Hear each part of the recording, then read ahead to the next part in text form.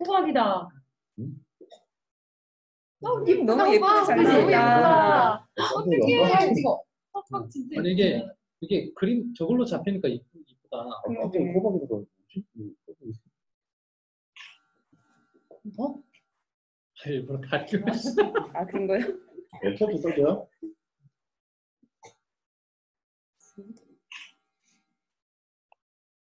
지호 씨 안녕하세요. 민주 씨 저렇게 생겼구나. 갑자기 지호 씨 안녕. 비판을. 캡처 돌리는데. 잠깐 내쪽 잡아. 왜? 네, 아니 사진 찍게. 유튜브. 아니 이거 우리 화면만 나오게 할 수 있어. 음.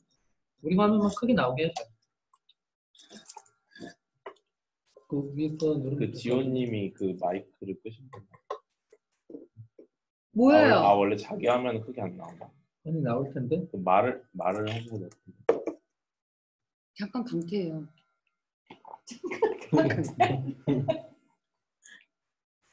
아니 그냥 끝나고 찍을게. 끝나고 찍는다. 보자. 지호 씨 그 부산 빡독 잘 다녀왔어요? 예, 잘 다녀왔습니다. 대구에서 어떻게 또 부산까지 내려갔다 왔어요? 그러니까요. 그 우리 그렇게 대구에도 다니고 빡독이 있어요. 있는데 대구에 대구에서 빡독은 없죠. 있어요. 준면시 한번 했다가 맞아요. 그리고 난 다음부터 바빠가지고 또 안 하고 있어요. 맞아요. 준명 씨가 원래 지금 해 나가야 되는데 예. 체인지 활동도 하고 본인 사업도 지금 열심히 하고 계시더라고요. 그래서 예. 맞아. 그러면 지호 씨가 하면 되겠다. 맞아요. 대구 빡독.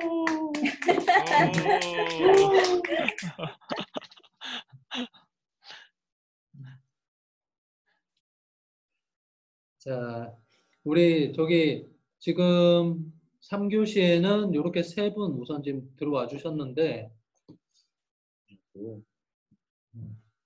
제가 했어요. 한 1분만 기다렸다가 한번 진행을 한번 해보도록 할게요. 주제는 우리 지호 씨가 일단 주제를 내줬던 교육관에 대해서 한번 이야기를 한번 나눠봤으면 좋겠어요. 이 4권, 우리 안티프리즈 4권에서 나오는 이제 큰 맥락 중에, 큰 그 스토리 중에 하나가 부와 교육이잖아요. 부와 교육. 교육이 먼저냐, 부가 먼저냐. 많은 사람들이 이제 교육이 먼저고 그 교육을 잘 받으면 부가 따라온다라고 생각을 하지만 나심 탈레브는 이 책을 통해서 부가 먼저다라고 이야기를 하고 있죠. 교육이 수준이 아무리 높더라도 그 교육의 결과가 다 부로 나타나진 않는다. 하지만 부가 많았을 때는 그게 교육적으로 수준이 높아지는 역사적인 이제 사실들이 많기 때문에 이제 그렇게 이야기를 하고 있는데 그와 이제 비슷한 맥락에서 이제 우리 지호 씨가 그렇게 발제를 좀 해줬습니다. 성공을 위해 대학 간판이 중요하다라고 생각하는 사람들이 많다라고 책에 언급되어 있습니다. 본인이 생각하는 미래의 교육관은 그리고 성공을 위해서 대학 간판이 꼭 필요한지 한번 이에 대해서 이야기를 한번 나눠보도록 할게요. 대학 간판 자체에서는 근래는 특별히 진짜 어디 고위층 뭐 따지면 스카이 정도 되지 않는 이상은 그렇게 근래는 뭐 대학 간판이 굳이 나쁘지 않아도 자기의 능력이나 이런 것이 너무 상관없는 게 많으니까. 요즘 이제 대기업들 취업 이제 트렌드를 보면 뭐 블라인드 채용도 많이 하고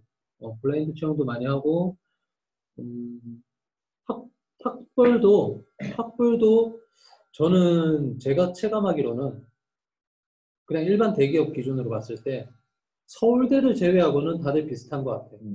서울대. 연구대도 그냥 다른 일반 서울에 있는 여타 대학들하고 좀 비슷한 수준으로 보는데 서울대는 학교 이름을 좀 더 봐주는 것 같아요.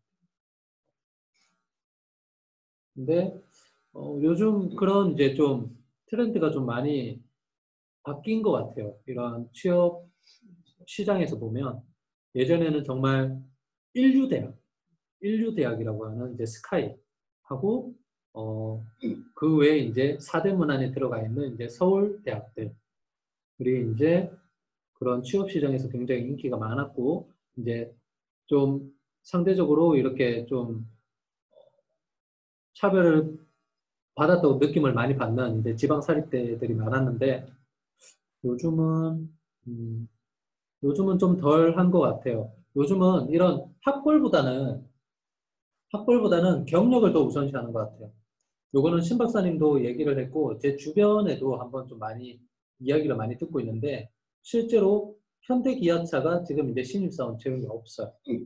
기아차를 다니고 있는 친구한테도 제가 확인을 해봤는데 없어요. 신입사원 공채는 아예 없고 이제는 그냥 수시 채용이에요. 수시 채용. 수시 채용으로 이제 신입사원을 뽑는데 이게 말이 수시 채용이지 수시 채용으로는 실은 신입사원이 들어오기가 쉽지 않아요.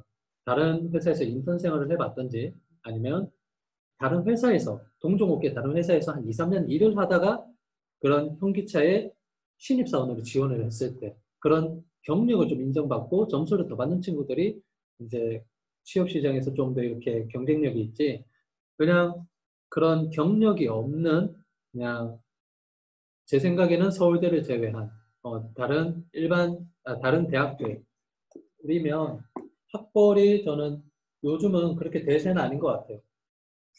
제 개인적인 생각입니다. 교수님, 네, 교수님 손 드셔서 네.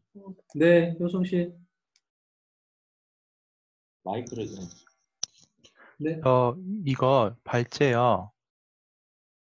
발제에서 성공을 좀 명확히 해야 될 것 같은 게 이게 약간 그러니까 지금 교육과 부의 이야기가 나오니까 약간 고수입이 기준인 건지 아니면은 그냥 사회에서의 어떤 지위 명성이 기준인 건지 그걸 먼저 확실히 해야 되지 않을까 싶어요. 이야기하기 앞서서.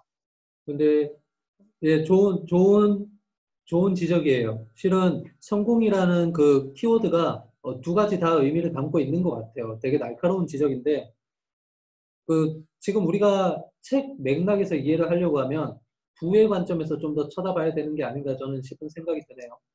근데 이 부라는 것도 결국은 어쨌든 우리가 개인 사업을 하지 않는 이상 어떤 회사에 소속을 되거나 아니면 다른 일자리를 통해서 우리가 수익을 얻는다라는 관점이면 앞서 제가 이야기를 했던 이런 대기업의 그 취직 문화도 실은 부분적으로는 조금 그 맥락에 들어가지 않을까 좀 되긴 해요. 아직까지는 우리나라는 재벌 문화고 그리고 대기업이 아무래도 중소기업보다는 수입이 더 많기 때문에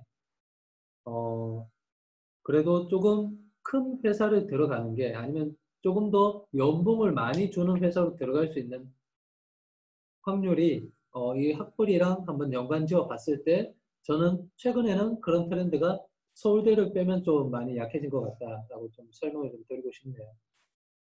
떼놓고 완전히 이렇게 분리를 해놓고 설명을 할 수는 없을 것 같아요. 어쨌든 이 부라는 게 우리가 물려받은 재산이 아니고 우리가 앞으로 자수성가를 해야 되는 자산이라고 하면 결국 우리가 벌어들이는 수익이 중요한데 벌어들이는 수익 이꼴 저는 연봉이라고 일단 간단하게 생각을 했거든요. 그래서 앞에 이런 좀 제가 설명을 좀 하면서 이야기를 했으면 더 좋았을 것 같은데 제가 툭 자르고 그냥 취업 시장을 좀 설명을 해서 좀 혼란이 좀 있었던 것 같은데 좀 이 주제에 대해서 좀 더 부에 대한 관점으로 한번 집중을 한번 해보면 더 좋을 것 같습니다. 더 좋을 것 저도 같아요. 똑같이 생각하고요. 왜냐하면은 작가가 나심 탈레브가 트레이너 쪽이 직권 쪽이잖아요. 그렇게 하다 보니까 명성 이런 거보다는 부 쪽이 맞다고 저는 생각하고 있습니다. 성공이라는 개념을요. 그러면 이제 교육을 잘 받은 사람이 돈을 잘 벌까라는 관점으로 한번 보면 되겠네요. 아니면 집안에 돈이 많은 집안들, 이제 강남에 사는 우리 강남 8학군에 사는 이제 집이 좀 부유한 환경에서 자라난 친구들이 교육을 더 잘 받는 환경이 만들어지는지 그거를 한번 생각을 해보면 조금 그 맥락에서 우리가 얘기를 해볼 수 있을 것 같아요. 두 번째 얘기했던 강남 8학군, 그러니까 우리 부모님들이 가진 자산이 많아.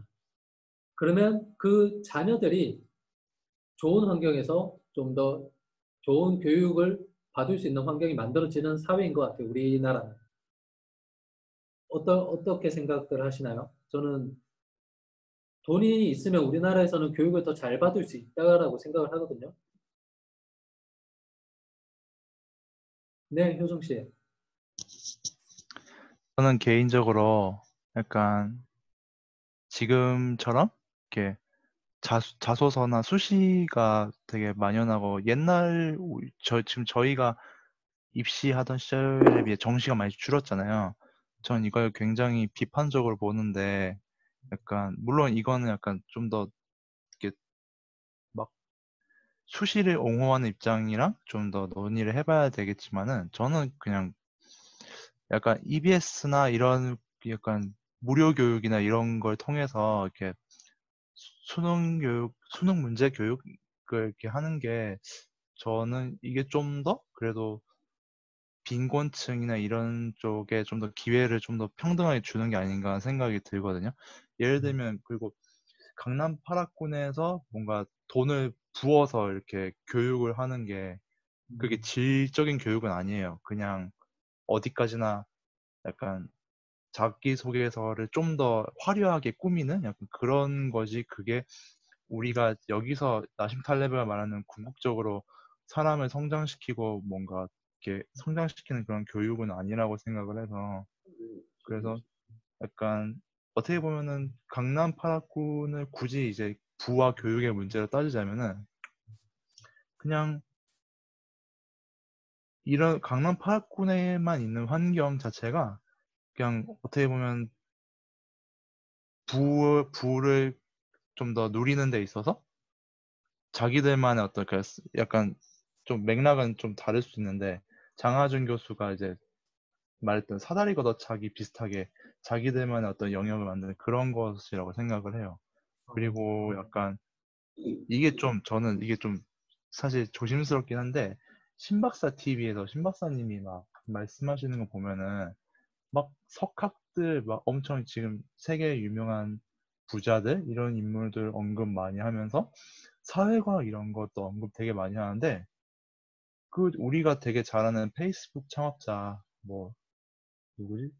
마크 주커버그. 네, 주크버그나 뭐 워렌 버핏이나 빌 게이츠나 스티브 잡스나 다들 고전을 읽었고 그랬는데 아무 그런 얘기를 전혀 안 하세요. 그러니까 약간 고전이라는 게 뭔가 지금의 사회과의 마사과 다른 게 있어서 이제 우리가 읽기에 좀 부적절하다 이렇게 말을 하지만은 사실 미국이나 이런 데서는 그런 고전을 가지고 교육을 굉장히 많이 하는 이유가 저는 그렇게 생각하거든요. 그거를 계속 우리가 천천히 이걸 읽으면서 생각하면서 가려내는 어떤 생각의 훈련을 하는 거라고 생각을 해요. 약간 단순히 우리가 고전을 그냥 흡수해서 받아들이는 게 아니라 그런 어떤 생각하고 비판을 생각해서 지금의 현실과 맞는 것을 우리가 골라낸다는 것, 그리고 자기만의 생각을 만든다는 것, 그런 훈련을 통해서 이제 세상을 이해하고 알아가고 또 이제 또 교육이 이제 그런 책을 뿐만이 아니라 다른 덕목들도 교육을 얼마든지 할 수가 있잖아요. 그런 것들을 통해서 지금 세상에서 가장 어떤 부의 축적에 어떤 최적화된 그런 경로를 밟을 수 있는 거 아닌가 생각이 들어요. 그래서 저는 교육이 먼저라고 생각이 드네요. 굉장히 용감한 발언이네요. 왜냐하면 지금 이 얘기를 물론 뭐 그 고전이 좋다 아니면은 사회과학이 좋다 뭐 이런 문제는 실은 뭐 정답이 없는 이야기라고 생각을 해요. 그리고 그런 이제 그 뭐 고전이 좋고 나쁘고 그다음에 사회과학이 뭐 옳고 그르고 하는 내용들은 뭐 다른 맥락에서 우리가 같이 이야기를 나눠보면 좋을 것 같고 지금은 어쨌든 이런 교육의 기회가 부를 만들어내는지 혹은 이제 그쪽에서 한번 맥락을 쳐다보면 일단 우리 빌런 효숙님은 나심 탈레브도 지금 까는 거네요, 그죠?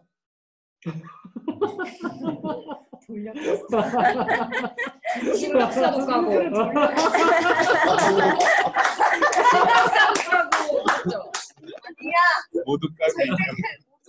아, 이거 유튜브에 올라오는구나, 이거. 생각해보니까. 맞아요. 기록에 이거 잘라요, 이건 잘라요. 요거는 나 제가 오늘 없었어. 나 3교시 없었어. 아니, 물론 되게 원래 지금 효승 씨가 되게 이야기를 잘해준 거예요. 그러니까 지금 우리가 안티프레스 책을 읽고 있기 때문에 안티프레스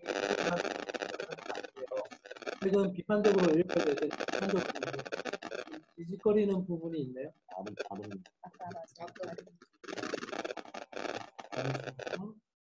오케이.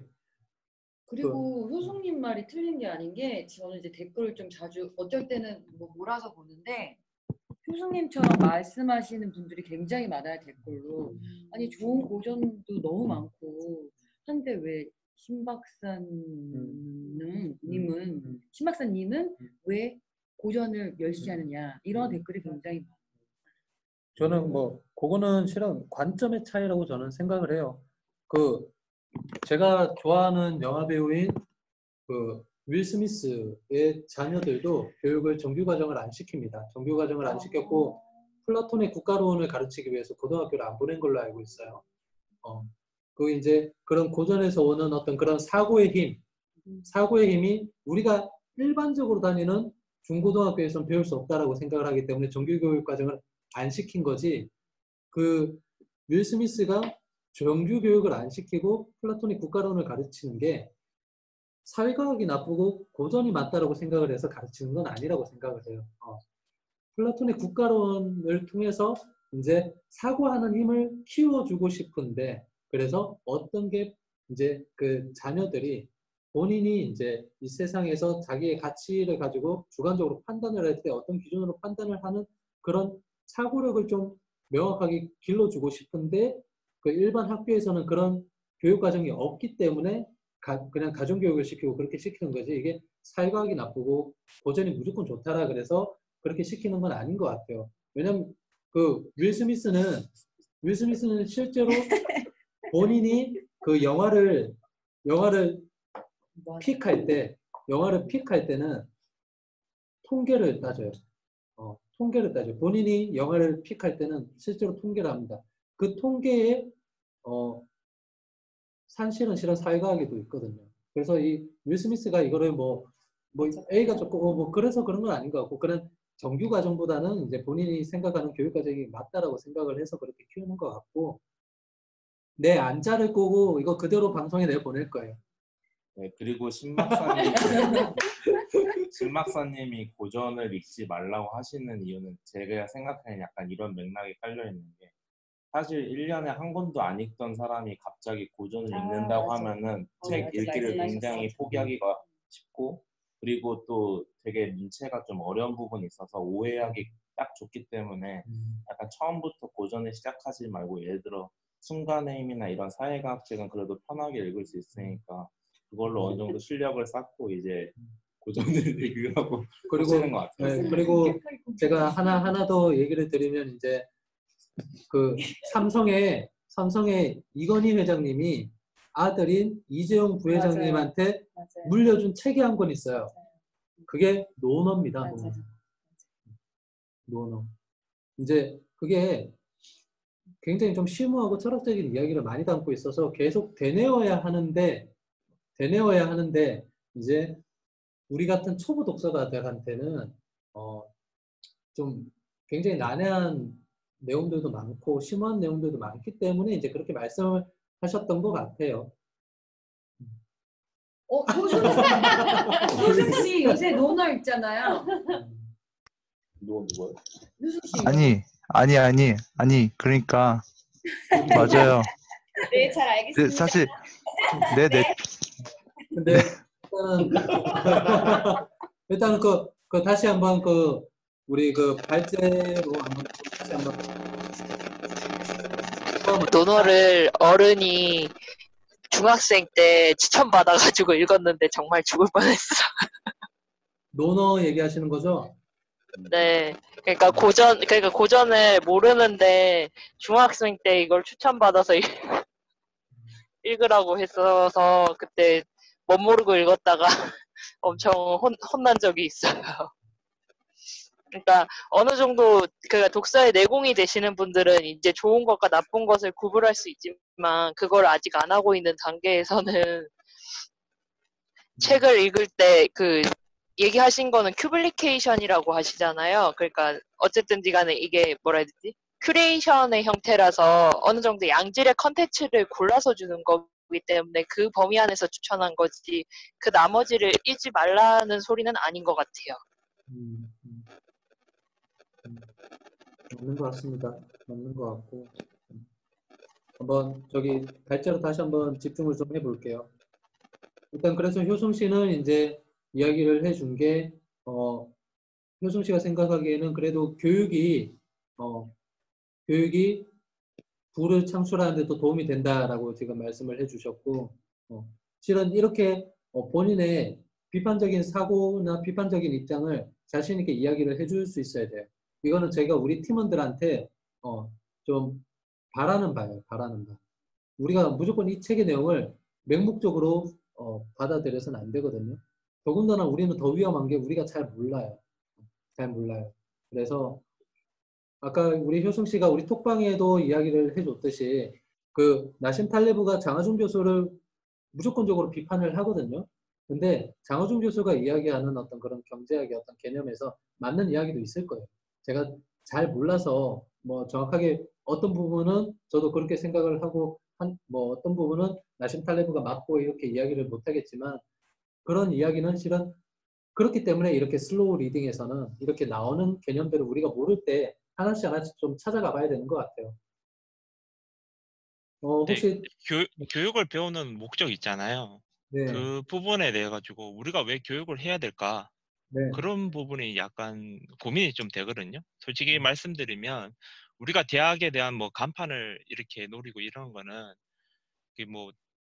이게 기업 쪽에서 그 필터링 하기 위해서 전부 다 대학에 대해서 뭐 순위를 갖다 하잖아요. 그렇게 하다 보니까 우리가 뭐 간판에 따라 가지고 성적에 나름이 세우고 그렇게 들어가는 거고, 그리고 뭐냐 하면은 우리가 그 대학을 갈 수밖에 없는 이유 중에 하나가 일단 뭐 나중에 잘 모르니까 우리가 아주 똑똑해가지고 어떻게 트렌드가 변한다라고 해가지고 한다고 하면은 선택을 할 수 있지만 그걸 모르는 이상 정규적인 교육 방법을 갖다가 따라야 되는 거고, 그래서 기업에서 원하는 그대로 이 스펙이나 이런 거 쌓고 그렇게 하는 거거든요. 그런데 지금 점차 이제 4차 산업으로 지금 변화가 되고 있잖아요. 뭐 기업들도 보면은 자동화 장비가 되고 있고 그렇게 하다 보니까 사람들이 좀 필요가 없는 상태고, 이런 상황에서 일단 대학 간판이 진짜 필요한 것인지 그런 게 좀 약간 의문이 좀 들긴 하거든요. 이 교육 관련해가지고는 실은 우리가 그냥 교육이라는 하나의 컨텐츠만으로도 우리가 이야기를 충분히 오래 나눌 수 있을 정도로 좀 특히 우리가 배워왔던 정규 교육 과정에 대해서 뭐 다들 생각하시는 바가 다 다를 거예요. 다양하고 어떤 부분은 맞을 수도 있고 저는 그 평균의 종말에서 이야기를 하는 어떤 내용들을 저는 굉장히 신뢰를 하고 있고 그 내용들을 굉장히 많이 동의를 하거든요.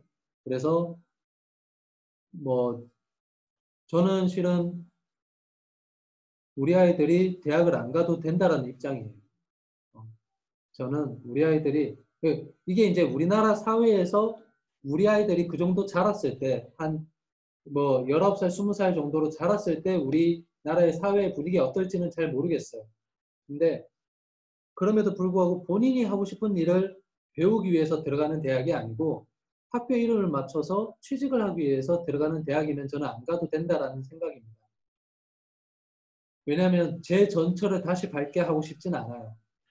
근데 대학을 들어가면은 그거는 있잖아요. 뭐냐면은 많은 사람들이 모여가지고 서로 경쟁을 하는 거, 뭐 취업을 위해서 경쟁하는 게 아니고 그런 것도 있지만 저는 좀 약간 세대별로 좀 다르지 싶은데 저는 대학 들어가고 좋았거든요. 물론 뭐 별로 하지만 왜냐하면은 그 나름대로 또 잘 놀고 그리고 또 어떻게 이거 아이디어 내고 그런 것도 좋았어요. 뭐 경쟁한다고 했지만 그런 것도 좀 있기 때문에 무조건 그 대학에 대해서 안 간다라고 하는 거는 좀 아닌 것 같고 왜냐하면은 이때 자녀들이 고등학생까지 정규 교육을 받긴 하는데 자기가 선택할 수 있다 그걸 가지고 방향을 그걸 할 수 있다라고 하는 거는 정말 똑똑한 아이거나 아니면 부모님들이 이걸 방향이 많다 옵션이 많다라는 것을 해줘야지 알 수 있는 거거든요. 근데 대부분의 부모님들은 그렇진 않아요. 그렇기 때문에 그 대학을 들어가는 거고요. 저는 이제 여기에 대한 이제 내용을 조금 더 한번 좀 반박을 해보자면 그것도 우리 아이들이 평균적인 삶을 살아갔으면 하는 바람에서 나오는 부모의 기대가 아닌가 싶어요. 나는 우리 아이들이 남들처럼 살아가지 않았으면 좋겠어요. 본인들이 좀 더 하고 싶은 일을 하고 좀 더 본인들이 어떤 좀 더 주도적으로 그렇게 살아갔으면 하는 바람이 있지. 남들 다 가니까 대학을 가야 되고 아니면 혹은 이제 대학교도 본인이 가고 싶은 대학이나 본인이 가고 싶은 과, 본인이 배우고 싶은 학과에 가는 거는 저는 무조건 동의를 하는데 이제 여기서 이야기하는 학교 이름에 맞춰서 대학교를 가는 거는 저는 반대합니다. 저는 무조건 대학교를 안 보내도 되는 건 아닌데 본인이 가고 싶고 본인이 배우고 싶은 학문은 오케이. 하지만 부모의 기대에 부응하기 위해서 남들처럼 평범하게 살아가기 위해서 저희처럼 회사의 부품이 안 되었으면 좋겠어요. 우리 아이들은. 저는 그런 마음에서 이제 그렇게 이야기를 했습니다. 저는 이제 그런 맥락이고 그러려면 일단 저는 부모가 돈이 많아야 된다고 생각을 해요. 부모가 돈을 많이 벌어야 된다고 생각합니다. 왜?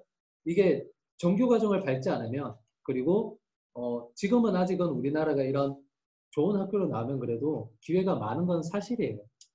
그거는 부정할 수가 없어요. 좀 좋은 대학을 나오고 조금 취직이 좋은 과를 나오면 기회가 많은 건 사실이에요.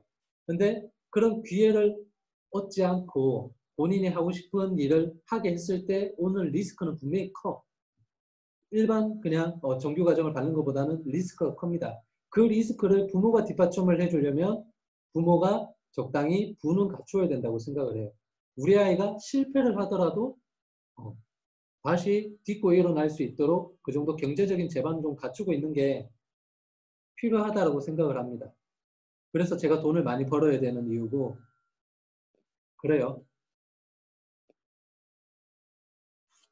저도 말할 거 있습니다. 저도 비슷한 맥락이면서도 조금은 제가 일단 대학을 안 가고서 살아보고 있는 이상 조금 알게 된 건데 그리고 제가 일단 저는 파주에서 계속 학교를 다녔어요. 그런데 그러다가 이제 재수 때 강남학원을 다녔던 케이스인데 되게 많이 다르더라고요. 근데 일단은 제가 아쉬웠던 부분은 고등학교 때 EBS를 되게 열심히 들었어요. EBS가 이제 무료고 사실상 좋은 선생님들을 많이 모시긴 하는데 문제집도 괜찮긴 괜찮고 나쁘진 않아요. 근데 거기서 이제 요구하는 그런 체계적인 교육을 수능 위주가 아니라 또 이제 주입해줘야 되는 그런 교육들이 더 많이 있다 보니까 수능에 초점을 잘 잡아가지고 학생들이 지금 필요한 시기에 얼른 빨리 수능 점수를 딸 수 있게끔 하는 데는 되게 부족한 면이 많아요. 그래서 다들 친구들이 이제 뭐 서울이나 뭐 아니면 일산까지만 가도 친구들이 하는 말이 EBS 쓰레기야 라고 얘기를 많이 해요. 근데 저는 EBS 하면서 되게 좋았는데 사실 그 말에 휘둘려가지고 이제 고3 중간에 그 사설 강의를 끊었어요. 그래서 이미 먼저 하고 있었던 EBS 그 앞부분에서 중단되고 그거를 마저 마무리하지 못하고 또 다시 시작을 하게 되는 거예요. 사설 강의의 기초부터 다시 끊어서 듣는 상황이 돼버리는 거예요. 그러니까 분명히 EBS 그거 하나만 잘 붙잡고 내 상황에 맞게 잘 갔으면은 이제 끝까지 완주를 했으면 오히려 사설 강의를 중간에 듣고 빨리 그걸로 갈아타서 효율을 보는 것보다 더 좋을 것 같다는 생각을 했어요. 왜 그러냐면 계속 그 하나 사설을 옮긴 것 자체가 어떤 효율을 맛보기 위해서 그 사설 강의를 선택하게 된 건데, 제 상황에서는 그 효율을 빨리 맛보는 것보다는 먼저 지금 하고 있었던 거를 잘 끝내놓고 그게 비효율적이더라도 그걸 한번 믿고 가는, 제가 잡았으니까 일단은 믿고 가는 게 중요하다고 생각을 했었어요. 그리고 제가 그 뭐 강남 학원이나 뭐 일산 친구들은 학원을 많이 다니다 보니까 어느 정도 사설 강의에서 나오는 내용들을 그 학원에서 했던 것들과 강의 들으면서 했던 것들과 이제 접목하면서 이게 좀 잘 배울 수 있는 것 같은데, 제가 그냥 진짜 학원 안 다니면서 사설 강의를 보기에는 조금 너무, 뭐라 해야 되지? 소스가 너무 많은 거예요. 막 이렇게 진짜 밥이 없고 소스만 너무 양념들만 많으니까 이걸 어떻게 담아서 이제 먹어야 될지 모르겠는 상황들이 좀 몇 번 있었어요. 근데 EBS는 밥도 챙겨주고 소스도 챙겨주고 막 이러면서 되게 많은 걸 챙겨줘야 되니까 되게 느릴 수밖에 없는 게 사실이거든요. 근데 제 상황에서 그걸 선택했었으면 어땠을까? 그게 어쨌거나 그렇게 왜 지방에 있는 친구들을 위해서 최적화되게끔 강의를 만든 거잖아요, EBS 자체가.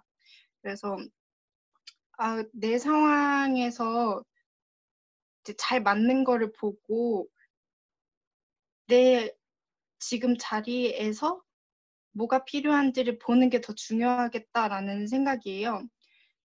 일단 교육에 있어서도 무조건 뭔가 대학을 가기 위해서라는 것보다 그 지역 안에서 필요한 것들을 보게끔 하고, 뭔가 내 상황에서 이야기해야 될 거, 그리고 가지고 가봐야 될 거, 해결해봐야 될 거를 보게끔 하는 게 더 중요한 교육 과정이라고 생각을 하고, 그 면에 있어서 뭐 고전이랑 또 현대의 이야기를 잘 접목해서 배우는 게 더 중요하다고 생각을 하는데, 그런 면에 있어서 사실 대학도 너무 진짜 현대를 살고 가는 친구들이랑 함께 부딪히면서 이야기를 할 수 있는 면에서 정말 정말 좋은 면이기도 하면서, 또 이제 자기 자리 안에서 일단 대학을 저는 못 갔는데, 사실 제가 뭐 직장을 가기 위해서 대학을 가려고 했던 건 아니고 저는 진짜 미술 작가를 하고 싶어가지고 이제 한국예술종합학교라는 곳을 지원을 하려고 했었어요. 거기가 미술 대학으로서는 좀 가장 높은 수준의 수업을 주고 그러다 보니까 되게 그 학교에 매달려 있었는데, 어쨌거나 안 된 상황에서는 이 상황에서 내가 지금 있는 상황에서 무엇을 또 다시 더 좋은 걸 잡을 수 있을까를 보게끔 계속 교육하고 공부하고, 만약에 그 한예종 갈 실력이 되고 그거를 선택하는 게 오히려 나중에 좋았다고 생각했을 때 그때 가는 게 더 중요하다고 생각을 하기 때문에, 교육이 뭔가 어떤 정규 과정의 틀을 잡고 그 친구들이 그 정규 과정을 따라하게끔 하는 게 아니라 그 정규 과정을 가지고 자기 상황 안에서 잘 이용할 수 있게끔, 가져갈 수 있게끔 주는 게 더 중요하지 않을까라는 생각이에요. 네, 그래서 앞에서 뭔가 고전 이야기 할 때도, 뭔가 현대 이야기 할 때도 이게 뭔가 어떤 게 더 좋다 뭐 그런 것보다는 진짜 자기 상황에 맞게 잘 가져가는 거에 대해서 고민을 많이 해보는 게 중요한 것 같아요. 네.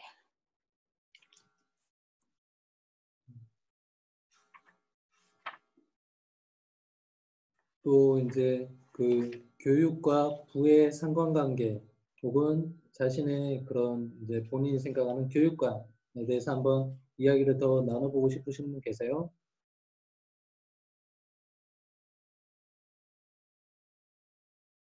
그건 없는데 이 대목 읽고 딱 그게 딱 생각나던데 부의 초월 차선이라는 책 읽고 아, 예. 예 일단 부를 하기 위해서는 전부 다 교육을 따르는데 그게 아니고 그렇게 교육을 따르다 보면은 몇십 년 걸린다. 그런 것보다는 미리 어떻게 변화하는 것을 빨리 읽고 그거를 먼저 선점해야 된다라는 것을 이야기하더라고요. 그게 좀 약간 이 대목을 읽으면서 자꾸 그 생각은 나더라고요. 저도 저 생각이 들었던 게 제가 예전에 돈 벌려고 캐디했다고 말씀드렸잖아요. 특히 한국에서는 이제 골프를 치는 거면 돈이 좀 많은 사람들이니까 이제 얘기를 들어보면 진짜 소위 하는 말로 돈이 저렇게 많은데 어떻게 저렇게 천박할 수가 있지라는 생각을 할 때가 진짜 많았어요. 특히 저 사람들은 그러니까 어휘 선택부터 시작해서 너무 천박한 거예요. 근데 돈이 너무 많으니까 옆에 제가 서 있는데 저를 거의 그냥 진짜 그냥 뭐지 그냥 사람 취급도 안 하고 이렇게 했었는데 부의 추월 차에서 아까 말씀하신 얘기를 들어보면 다 그 사람들이 뭘 다 처음 시작했더라고요. 그 지역에서 뭘 처음 했다든지 아니면 베트남이랑 아직 별로 수교가 없을 때 이럴 때 가서 처음 했다든지 이렇게 해서 그걸 선점을 하다 보니까 부자가 된 건데 이제 거기에 너무 빠진 거죠. 그러니까 돈만 벌다 보니까 이게 돈 있는데 교육이 왜 필요해라고 해가지고 그 사람들 같은 경우는 진짜 약간 소위 말하면 졸부가 된 케이스였던 것 같고 재벌들 같은 경우는 선점도 했고 교육이 함께 하면서 이제 다 이렇게 되다 보니까 탄탄해진 케이스인 것 같거든요.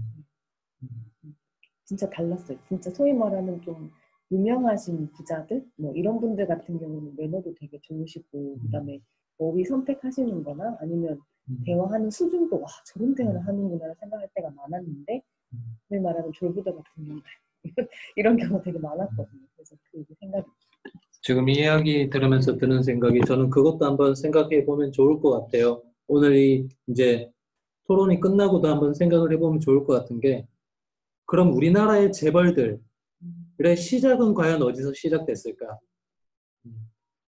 시작. 교육에서 시작됐는지 아니면 창업 이후에 부를 일구어서 그 자녀들을 교육을 이제 명문교육을 시키고 그 자녀들이 다시 그 대를 물려받아서 이제 사업을 번창하게 해 나가고 있는 어떤 그런 과정들을 한번 또 생각해 보면 또 좋은 케이스가 될 것 같아요. 그 책 두 가지 있는데 아시아의 힘하고 뭐였더라? 하나는 그 가난한 집의 아버지인가? 그 책 두 가지 읽어보면 상세하게 나오거든요. 그거 읽어보면 될 것 같아요. 조 작가님 영상도 있어요. 아 그것도 있었어요? 가난한 아빠의 몰랐어요. 마다들. 가난한 집 마다들. 가난한 집 마다들.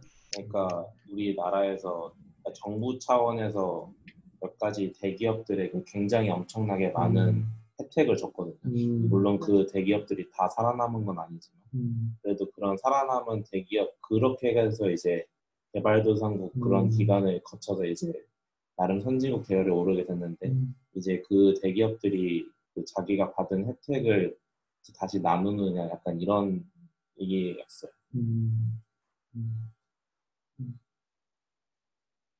오늘 17정한 이야기가 참 재밌었던 것 같아요. 서로의 교육관도 이야기가 많이 좀 나눠서 또 재밌었고, 또 우리 효성 씨의 그런 비판적인 시각에서 나오는 그런 이제 이 의견도 굉장히 저는 좋았습니다. 실은 이런 반대 의견이 있어야 실은 토론이 더 질이 높아지는 것 같아요. 저는 신큐베이션도 그렇고 우리 모임도 지금까지 오면서 제일 아쉬웠던 부분 중에 하나가 바로 그런 거였어요. 반대 의견이 없었어. 반대 의견이 잘 없어요. 우리가 초보 독서가이기도 하고 그리고 아직까지도 그게 조금 있는 것 같아. 내가 반대 의견을 냈을 때 다른 사람들이 어떻게 생각을 할까. 근데 오늘 효승 씨처럼 자신 있게 이야기를 한번 해주면 좋을 것 같아요. 대신 그 맥락 안에서 그렇게 너무 이렇게 한 발자국 멀리 나가는 거는 제가 다 잘라줄게요. 아무것도 안 자르겠다 말했으니까 아무것도 안 자르겠다. 원본은 내가 가지고 있다. 5천만 원을 계좌에 넣어 내가 가지고 있다. 그리고 지금 드는 생각인데 이런 교육 관련된 콘텐츠는 한번 다시 우리가 얘기를 나눠보면 참 좋을 것 같아요. 저는 평균의 종말의 그 편에 서 있는 입장이거든요. 그리고 평균의 종말에 저는 희생양이었다고 생각을 합니다. 아직까지도 그렇게 살아가고 있고 대신 우리 아이들은 저처럼은 안 크고 조금 더 자기네들이 좀 더 하고 싶은 걸 하면서 살아갈 수 있는 세상이었으면 좋겠다고 생각을 하고 있고. 근데 이제 이런 교육관이라든지 방법론은 서로가 각자가 가지고 있는 이야기들이 다양하고 많을 것 같아서 재밌을 것 같아요. 그래서 한번 그 이야기는 한번 기회를 만들어서 이야기를 나눠보면 좋을 것 같아요. 우리가 이제 한 몇 분 남았죠? 알겠습니다. 일단 오늘은 여기서 한번 모임을 마무리해 보도록 하고 못 나눈 거는 톡으로 한번 나눠보도록 하고 지금 제가 방금 이야기한 거는 한번 제가 판을 짜보도록 할게요. 오늘도 재밌었어요. 네, 수고하셨습니다. 네.